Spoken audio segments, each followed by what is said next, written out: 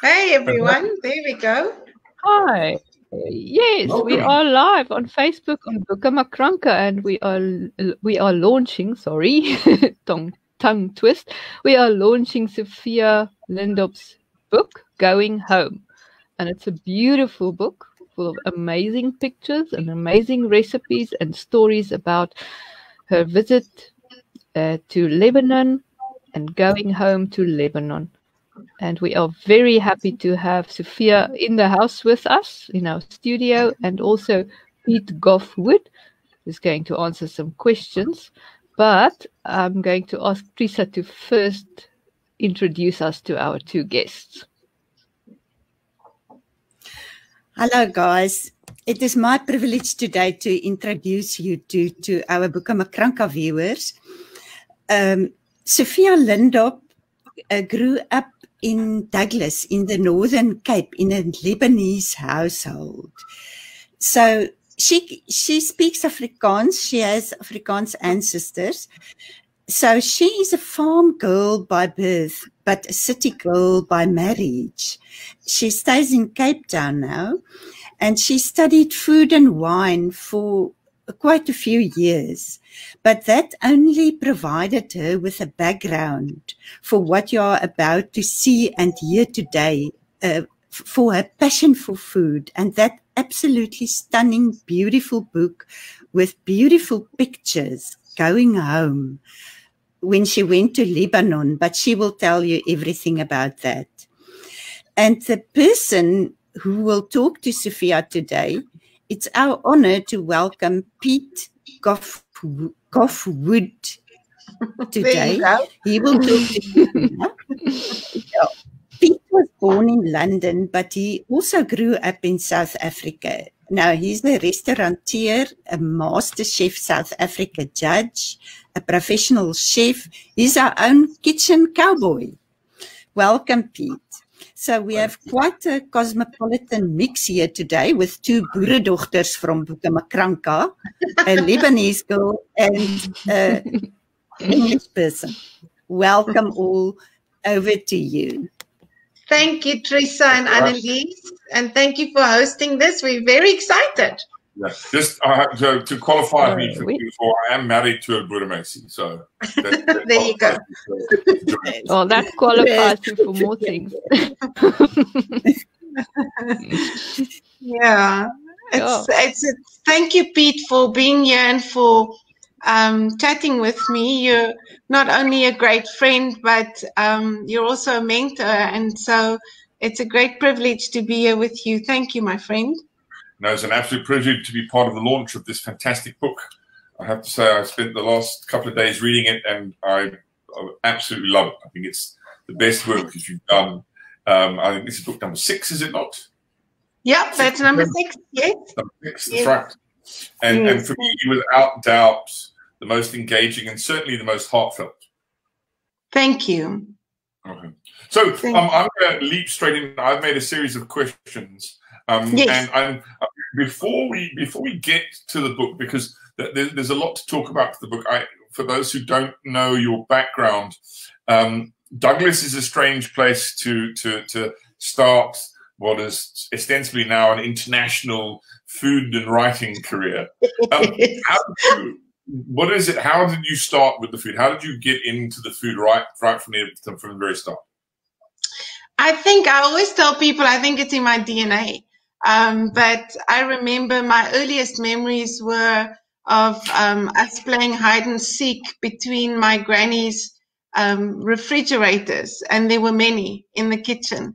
And so I remember eating olives and garlic like when other kids were eating Nestum.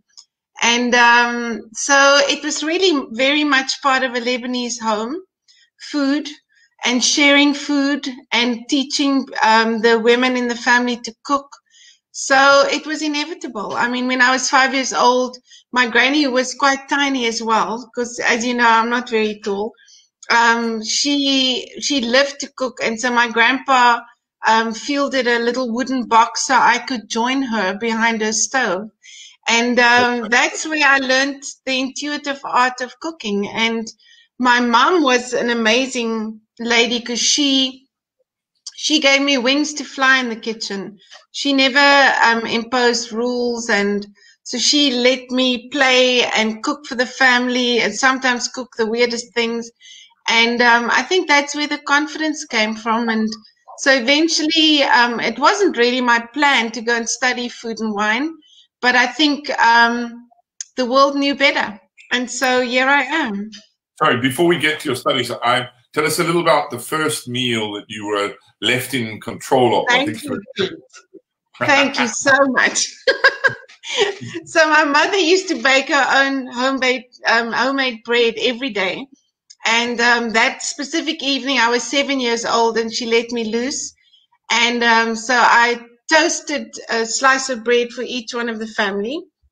And then I put butter on, and I let the butter melt into the toast, because that's what you're supposed to do. And then I added a good scraping of Marmite.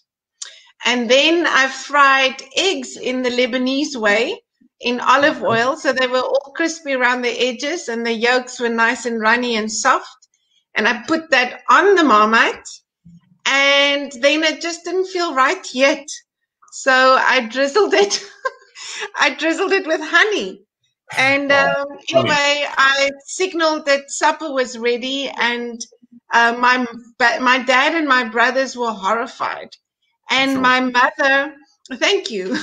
It's actually quite nice. You should try it. Anyway, and my mom, in her infinite wisdom, she took the first bite, and she said, she looked up and she said to me, "How did you know to add the honey? Because it brings out the sweetness of the yolk." And it was amazing, because that was it. I was hooked. Cool. So back to your studies, food service management at Bloem. Yes. What did you fancy studying if food was not the original intention? I was going to ask you to guess, but drama. I want you to study drama. I can believe drama. Drama. Thank you. I think we should stop there. But yes, so I was too late to, although food was a deep passion, I was too late to make it into that year's drama entries. And so my mom said, "Why don't you study food? It's so much part of your life." And that's how it happened. So I guess somebody knew better. Mm-hmm. And you did international wine studies at the same time as food service management, didn't you? Yeah, I studied. I think the food service management was focused a lot on dietetics, and it didn't really speak to my soul. And so I decided to do a diploma in local and international wines at the same time. Yeah. Did you used to have to do lots of functions? I remember when I did food service management at Cape Tech many years ago. Did you used to have to do lots of functions and that kind of stuff? We did for all the Miss South Africas, and there was one very embarrassing, well, not embarrassing, I think embarrassing for my professor, but we did a function for the state president, who at that time was P.W. Botha. And because I was the only one in Bloemfontein that knew anything about wine, I was put at the head table and given a long list of what everybody drank and when to fill their glasses and when not to fill, and who to speak to and who not to speak to. And if you know me, as you do, they lost me at the first sentence. So I was like, whatever. And at the time, when I was a little girl, my grandfather was a doctor in Douglas. And he was... Mrs. Elise Botha was one of his patients, and my granddad used to make me parcel up her bills for the month, and I had to write her a little handwritten letter, and then she'd write back. So I thought that this was my moment, and so despite all the warnings that I was not supposed to talk to them or anything, I bent down and I told her who I was. And to cut a long story short, I was sitting at the main table having fun with everybody, and the next day I was in huge trouble. So, yeah. But I think throughout your career, I think your intuition has served you well. It might have gotten you into some serious hot water, but it certainly has set you well on your tenacity to get to the bottom of things and to find the stories that you're after, and to seek out your own truth. Yeah, I think so, and definitely it came to. I think this is how this book came to be, because even as a child, I was always wondering. I always wanted to know who we were. Yeah. I knew we were different. We were different to the other children in Douglas. When we were at home, we spoke a different. We spoke English. My grandparents spoke Arabic to one another. We ate different food. We went to the same schools and we played the same games, but we were different. And I always wanted to know. Yeah. Mm-hmm. And so you think that journey to your Lebanese roots began there, and it took more impetus as you got older? So you think it's something that has always been with you? It's always been with me. I think as a child, I used to ask my grandfather many questions. And as a child, I did not understand his reluctance in sharing the information. Okay. So he would always say, you're South African now, you're going to an Afrikaans school, speak Afrikaans, that's it. Now I understand that he had grown up in war-torn Lebanon, and there was so much pain there, he didn't want to look back. So, but there were moments when he was vulnerable, and those are the moments where this dream started. My grandfather also wrote books about his life as a country doctor, and he had the most beautiful handwriting. And I had to read his manuscripts to him, and he would type them on his Olivetti with his 2 fingers. And then at about 2:00 in the night, somehow there was a vulnerable time, and he would send me to the fridge to cut off, because my grandmother had a chunk of, we call it halewi, halva in the fridge, and he'd send me to go and cut off a chunk of halewi and make black coffee. And those were the moments when I asked him, Grandpa, tell me about Lebanon. Tell me about our home. Tell me about our family. And that's where it started. And I just, as a Lebanese, anybody who's online who's Lebanese female will know that your father does not allow you boyfriends until you're about 35 years old. And so every time I wanted to go to Lebanon, Dad said, over my dead body.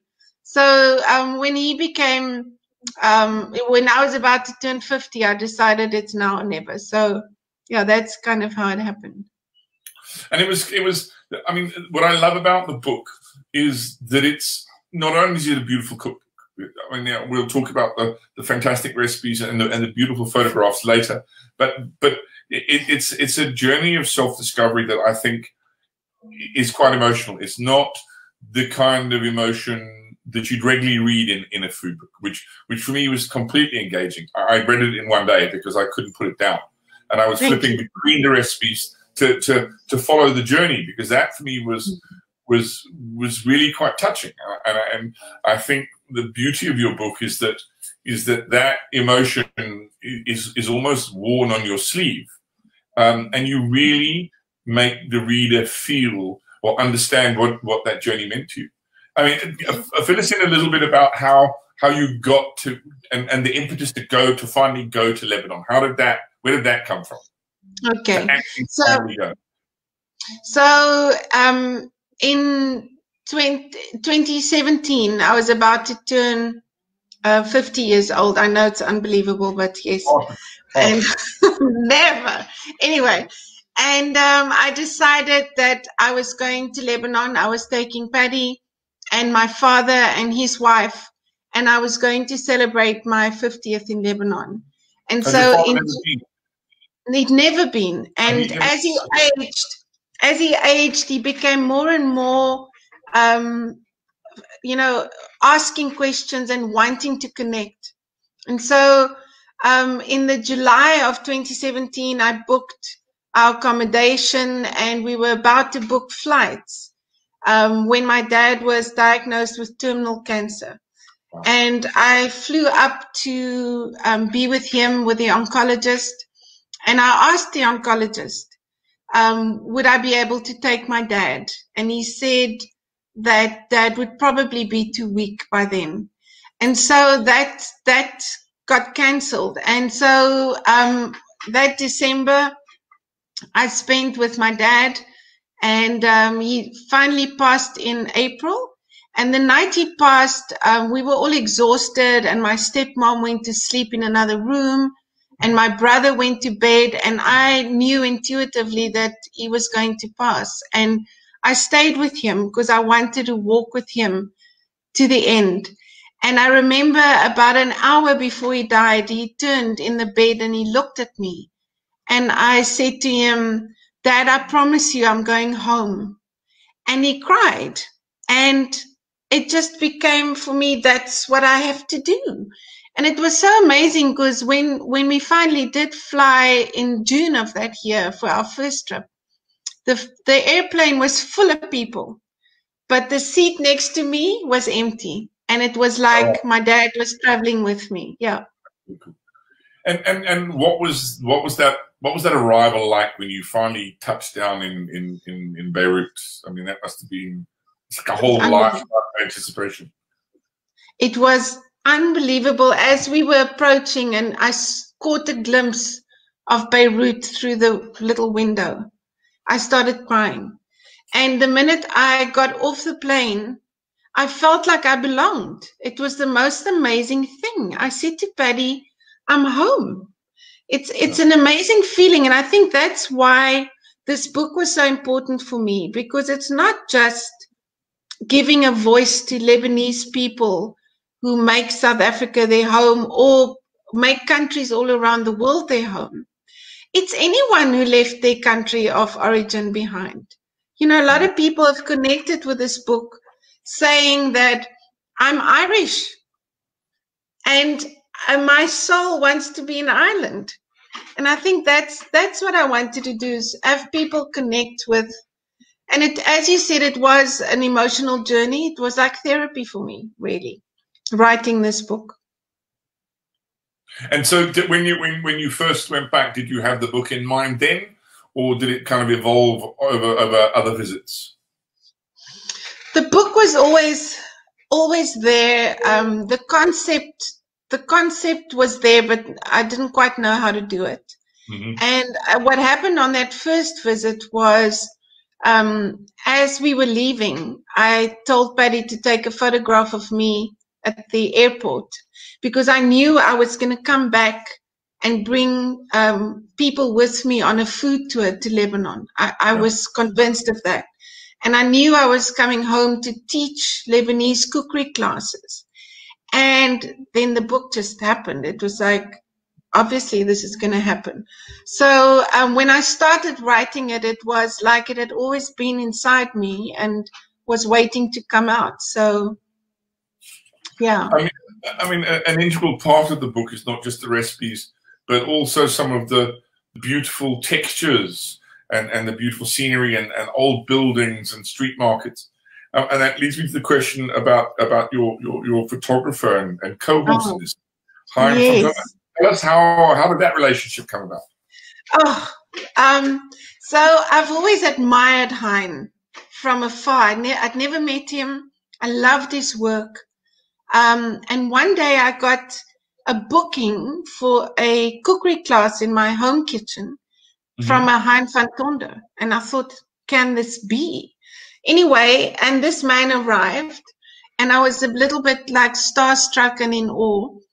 And there was a moment when we were both at the basin washing something. And I just blurted out. I said to him, Hein, how would you like to come with me to Lebanon and to take pictures of the journey? And I was so amazed because Hein, I mean, it took him about a nanosecond to agree. But I then learned that he had traveled to Lebanon in 2014 and he'd lost his heart and he loved it. So there was such an emotional connection with Lebanon with him as well. So it was a beautiful time. The two of us traveled ahead of the inaugural food tour. And we literally ate our way through Beirut. We walked everywhere. We photographed everything. We had an incredible time. And then the group arrived, and Hein went with us on this tour. And I think I could not have chosen a better photographer for many reasons. I mean, he's brilliant at what he does. But he had a passion for Lebanon, and he understood it. He'd always wanted to go back. He loved the food. So I didn't actually even have to explain anything to him. It was just, it just came naturally. Yeah. And I mean, he's done such an amazing, amazing job. I really am very proud of him. He's done a fantastic job. I mean, the food, I love everything. Just the paper itself, it's tactile. It's not glossy and shiny. You want to rub the paper the whole time. And as a result, the colors kind of, they leap out at you because there's a warmth to the color in the food, and it's the kind of food that's so inviting that you just want to sort of scratch and sniff if you could, because those pictures are so inviting. They really capture that kind of Mediterranean essence of that food. Did you manage to do much in the way of tracing family roots, that kind of a thing? So the first trip we went on in June 2018. It was just like an introduction to Lebanon, and I knew I was going to come back. So I went back in the November of that year to firm up the food tour. And then in the May of 2019, last year, after the food tour, Paddy arrived, and we went in search of my family. And I had a surname. I had a village, name of a village, which, might I add, I had wrong. And that was all we had. And we went in search. And in Beirut itself, people speak English and French. So I was okay because I speak French as well. But in the smaller villages, people really struggle with both of those. So it's mainly Arabic. And we managed to find them. It was such a lovely story, actually, because we checked into a hotel in the incorrect village. And that morning I went down to reception to get some, guidance on how to go about it, and discovered that we were in the wrong village. But the lady said to me, "Don't worry, call an Uber. It's very close by." And we got an Uber and we rushed there and found the mayoral office shut for lunch. And I was just like, I said to Paddy, "Are we ever going to find these people?" And then there was a little ironmonger with his shop open, a young guy. I was trying to converse with him and tell him what I was, I was looking for my family. And he called the mayor, and the mayor could speak English. And I explained to the mayor who I was looking for, not knowing that my relative had been the mayor. So they knew him very well. And so the mayor shouted to me, he was so excited. He shouted, "I must give the phone back to this young man." And then he shouted at this guy, and this guy just ran up a flight of stairs, because I remember my grandfather telling me about the village that is built up on a hill, and our house was on the hill. And so he started running up these flights of stairs and shouting excitedly, and there were ladies in their gardens picking vegetables, and they started running after us, and everybody was shouting. And we got to this home, and one of the ladies shouted to this man, Michelle. She said, "Michelle," and I could understand she's saying to him, "Your family's here from America." And a voice came from the bottom of the garden, and he said, "I don't have family in America." And I shouted, "South Africa." And it was the most unbelievable feeling to see someone for the first time and to love them and to know that you're family. It was the most incredible feeling. So now we speak regularly and have a beautiful relationship. And I've seen the family home where my grandfather grew up. So it was a remarkable journey. And I think at this point I have to mention someone. I think when I mentioned the concept of this book to publishers, they didn't really get it. And I have to mention Anneke Miller, my publisher, at this point. I think more than anyone has ever done, she really looked into my soul to understand where I was coming from, what was the story I wanted to tell, how I wanted to tell it. So the paper that you talk about, the cover, that's her. She's brilliant at what she does. And she really has represented me in such an authentic manner. So, yeah, it's been an amazing collaboration, this whole project. I mean, okay, before we delve into the food itself, that's no ordinary fork, is it? It's no ordinary fork. That fork, so when Hein left Beirut and I was going with Paddy to search for my family, at the airport, he turned back and in a joke, he shouted, "Pick up something from around your family home that we can use in the book." He said, like a big slab of marble or something. And off he went onto the plane. And so when I was at the house, I stood inside the walls where my grandfather grew up. It was an emotional time. And I looked around on the ground for a piece of marble or whatever it was.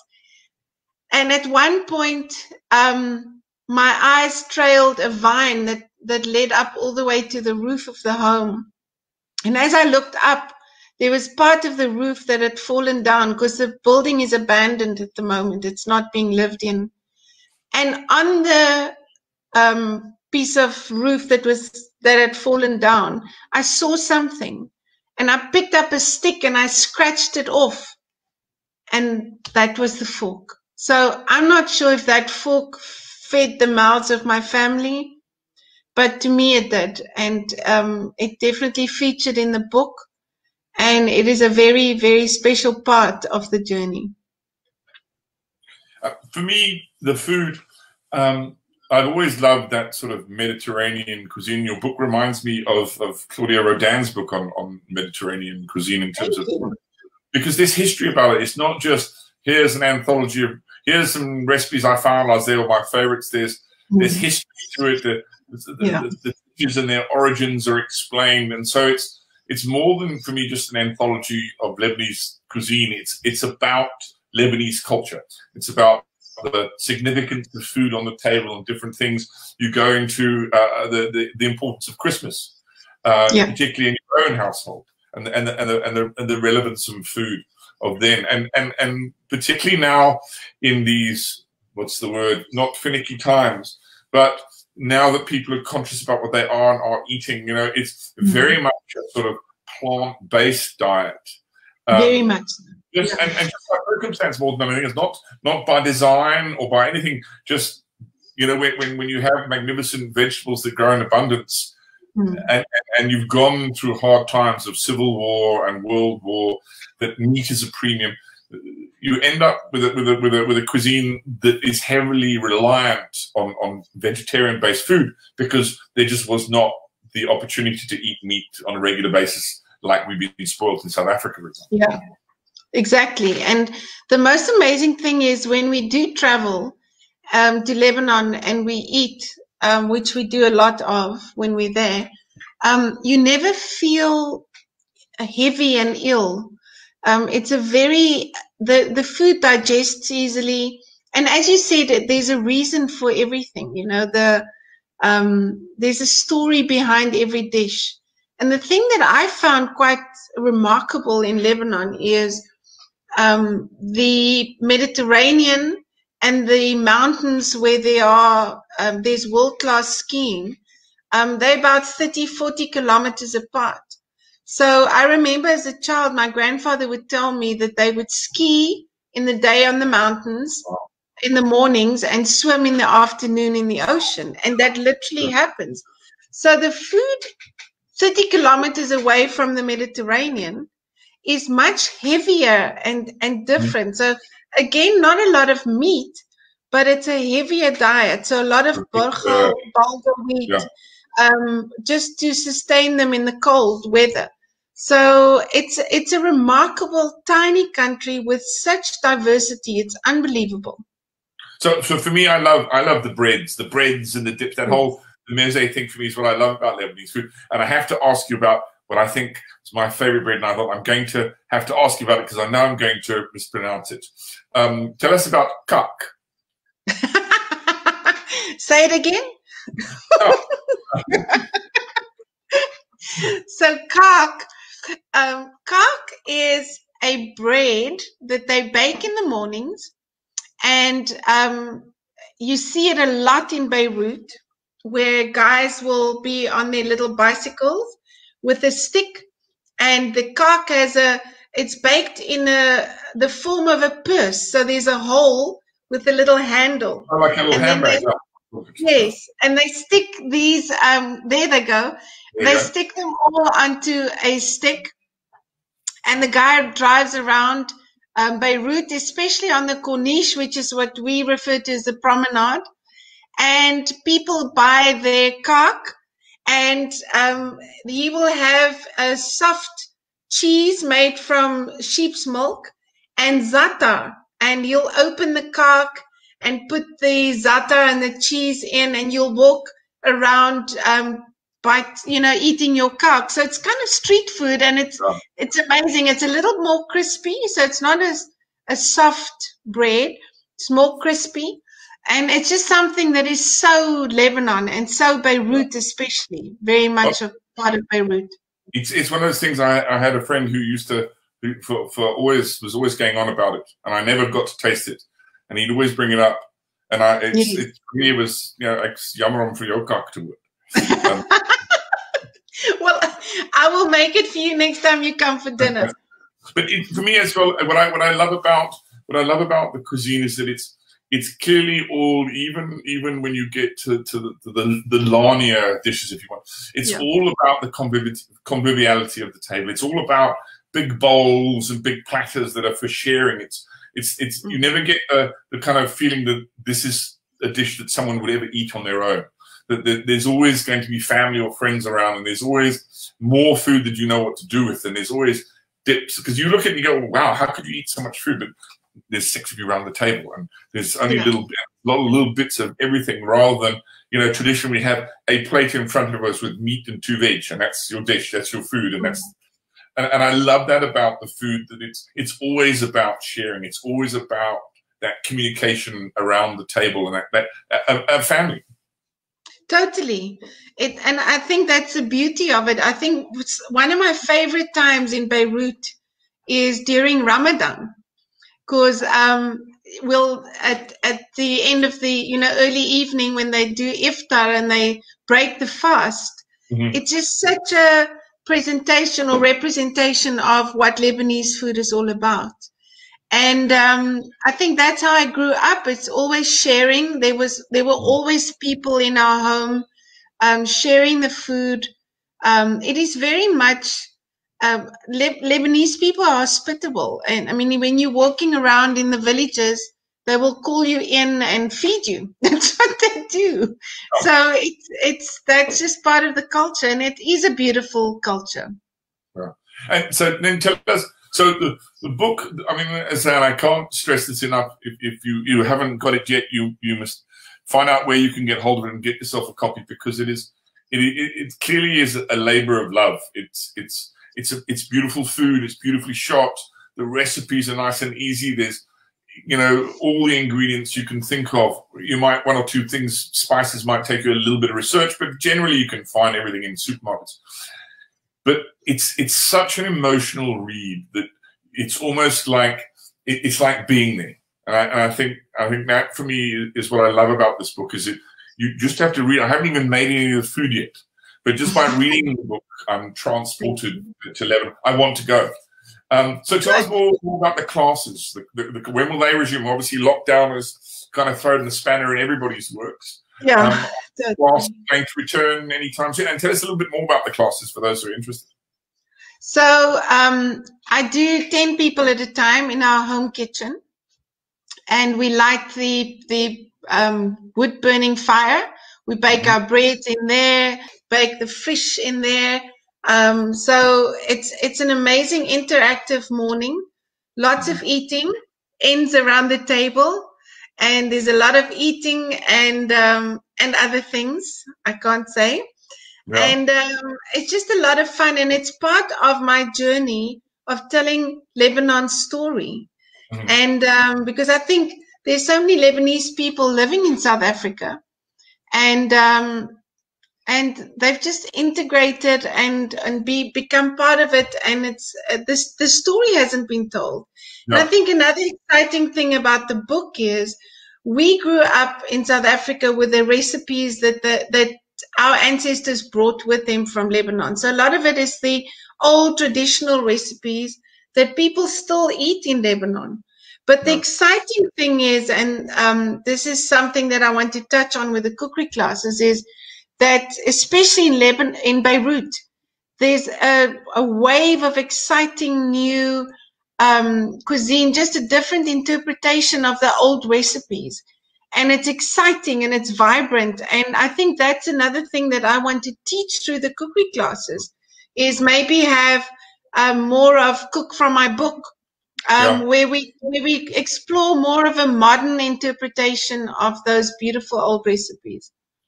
I mean, for me, it's not strange, but it's, for people of our generation, I think of what I grew up knowing about Beirut, and that was in the 70s and during the Civil War. That was my first introduction to Beirut.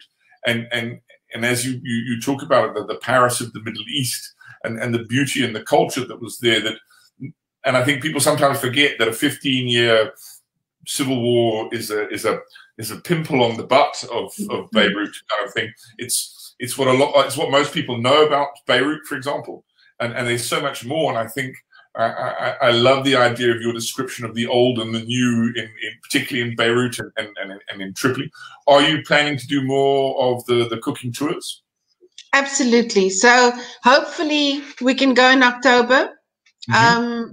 If Corona allows us. But definitely twice a year. I do one in spring and one in autumn, and definitely going to be part of our lives. Yeah. Fantastic. I think it's our signal to stop chatting. Well, I think if we leave you, you would carry on forever, and with good reason as well.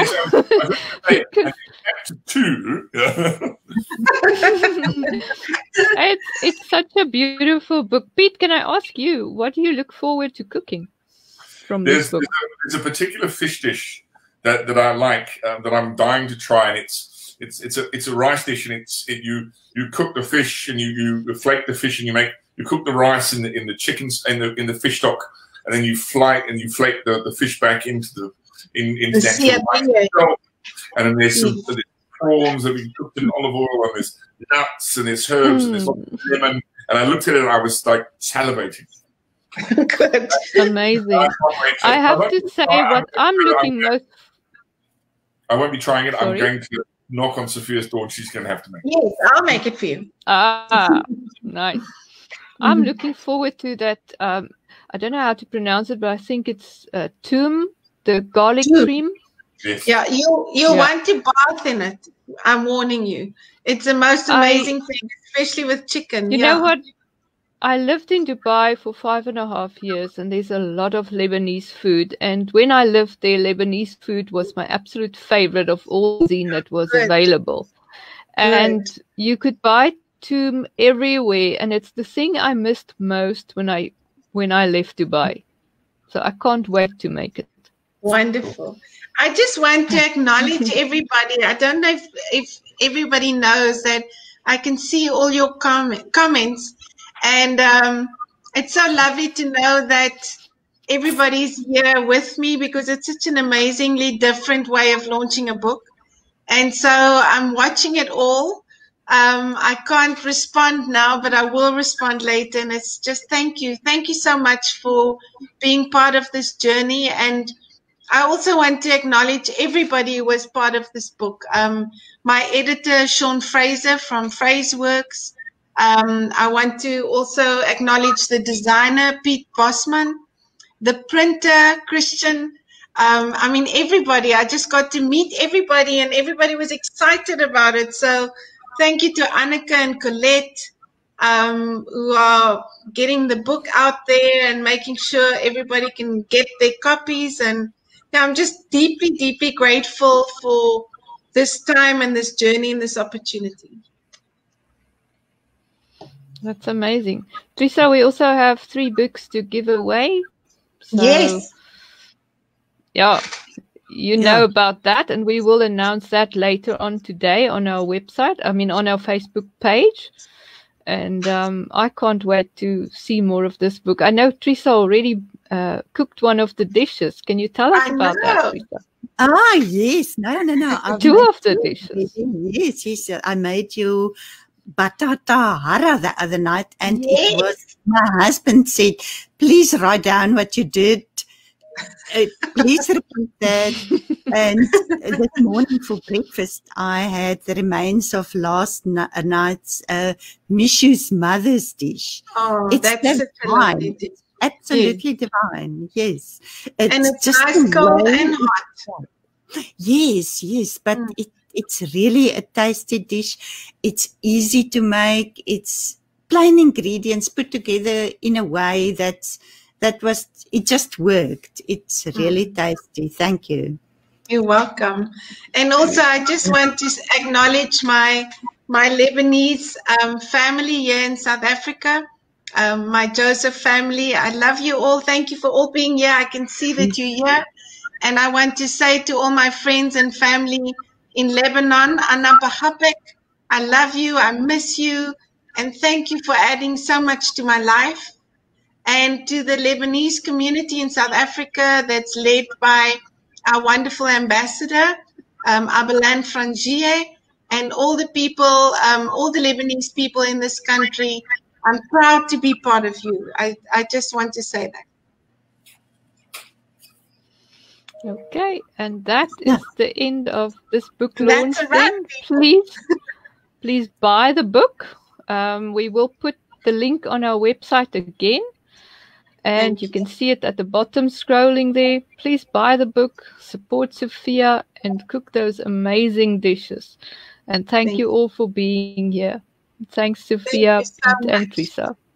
Thank you for hosting. Thanks. Bye. Bye.